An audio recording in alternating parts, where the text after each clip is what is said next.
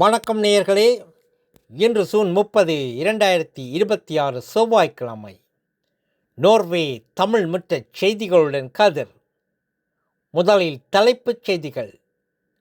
ஏதிலிகள் வருகையில் பெரும் சரிவு, கடனை அடைப்பதில் ஆர்வம் காட்டும் மக்கள், காற்பந்து நோர்வேக்கு வெற்றி. இனி விரிவான செய்திகள். ஏதிலிகள் வருகையில் பெரும் சரிவு. 1997 ஆண்டுக்கு பிறகு நோர்வேயில் மிக குறைவான ஏதிலிகள் குடியேற்றப்பட்டுள்ளனர். கடந்த ஆண்டு 650 பேர் மட்டுமே தங்க வைக்கப்பட்டதுடன் உக்ரைன் நாட்டவர்களின் வருகையும் குறிப்பிடத்தக்க அளவில் குறைந்துள்ளது. கடனை அடைப்பதில் ஆர்வம் காட்டும் மக்கள்.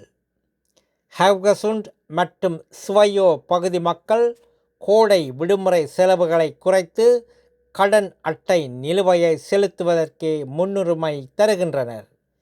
இதனால் ஜூன் மாத இறுதியில் மட்டும் நோர்வேயின் ஒட்டுமொத்த நுகர்வோர் கடன் 1 பில்லியன் குரோனர் குறைந்துள்ளது.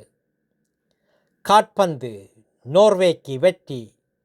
உலகக்கிண்ண காற்பந்து போட்டியில் நோர்வே 2-1 என்ற இலக்கு கணக்கில் எல்ஃபன்பேன்சிஸ்டன் ஐவரி கோஸ்ட் அணியை வீழ்த்தி காலிறுதிக்கு முந்தைய சுற்றுக்கு முன்னேறியுள்ளது.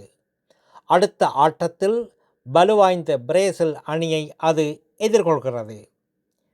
நல்லது நேயர்களே, மேலும் செய்திகளுக்கு நோர்வே தமிழ் முகநூல் பக்கத்தையும் இணையதளத்தையும் பாருங்கள். உலகெங்கிலும் தமிழ், நம் உணர்வெங்கிலும் தமிழ்.